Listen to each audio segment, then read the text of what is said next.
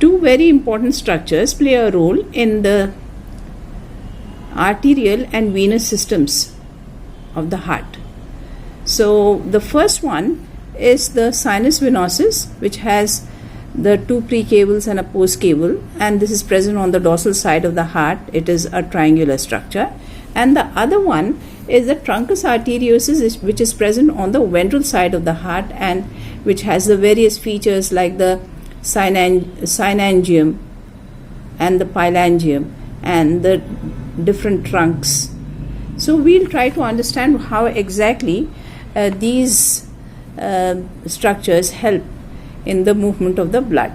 So the arteries which carry the blood away from the heart will be discussed in the arterial systems.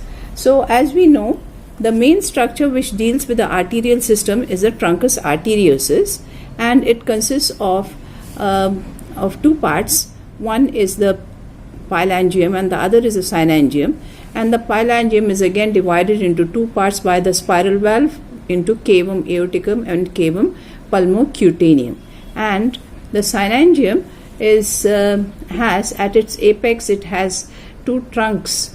So there's a bifurcation into two trunks, the left and right trunks, and each trunk has a carotid arch, systemic arch, and the pulmocutaneous arches. Now let us discuss how these arches look like and how they give rise to the various types of arteries. So first we'll deal with the carotid arch. So here you can see the heart and these three branches, these three arches, that is carotid, then this one in gray is the systemic, and this one is the pulmocutaneous. So let us get started with the carotid. So the carotid arch bifurcates, and it bifurcates into the external carotid, which is also called as the lingual. So this lingual goes into the tongue, and the internal carotid, so this other carotid is the internal carotid. So the internal carotid has a swelling at the base. So this swelling is called as the labyrinth, and the internal carotid divides into these three branches. So one is the palatine, then the cerebral, and the ophthalmic. So the palatine goes to the roof of the mouth, cerebral goes into the brain, and the ophthalmic goes into the eye. Next is, let us understand what are the different parts of the systemic arch. So this is the second arch, which is the systemic arch. Now the systemic arch consists of certain major vessels like the esophageal. So the first blood vessel artery that we deal with is the esophageal. So this is the systemic arch. Towards the inner side, it gives rise to the esophageal, which goes to the esophagus, and towards the outer side, you can see that there it is a single branch, which is the occipitovertebral, but this bifurcates into two. So one is the occipital and the other is the vertebral. So occipital goes into the head and the vertebral goes into the vertebral column. Next, you can see that there is another vessel, which is the subclavian. So this was the esophageal and the occipitovertebral, and the second one is the subclavian. Now the subclavian goes into the forelimbs.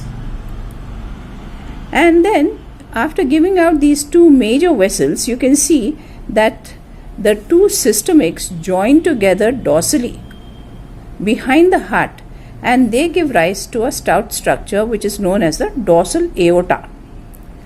And this dorsal aorta, as it moves towards the posterior end of the animal, it gives off regularly to each part, it gives out certain vessels. So one is the celiaco-mesenteric artery, and this goes into the stomach. So this is the celiaco-mesenteric artery, which goes into the various parts of the GIT, gastrointestinal tract, like the stomach, the pancreas, spleen, etc. So you have different types, different arteries arising from this major blood vessel, which is the celiaco-mesenteric. Next is the dorsal aorta gives rise to another vessel which goes into the gonads. So this is called as a gonadial artery, and it can be, in case of the males it will be the spermatic, or in case of the females it is the ovarian artery. Next, you find that a number of renals are given out at regular intervals which go into the kidney. Then it proceeds further down, and you can see that it leads into the common iliac. So it leads into the common iliacs. This is the common iliac, and that the common iliac supply blood to the body wall, rectum, leg, etc. So the hind parts, most of the hind parts of the body are covered by these common iliacs. Next is the third arch. The third arch is the pulmocutaneous arch. Now this pulmocutaneous arch gives out only two vessels. One is the cutaneous vessel. So you can see this vessel arising from the pulmocutaneous arch, and then you can see that it runs backwards to the skin. So that is the cutaneous vessel. And the second type of vessel is the one which goes into the lungs, and this is the pulmonary artery. So just two, one is the pulmonary and the other is the cutaneous arteries, are given off by the pulmocutaneous arch. So the next system that we deal with is the venous system. So all this blood which is being delivered to the various parts of the body has to return back into the heart. So now the venous system consists of the pulmonary veins. So the pulmonary veins basically, we can see here. So the pulmonary veins basically open into the left auricle. So these pulmonary veins carry the oxygenated blood or the purified blood from the lungs into the left auricle.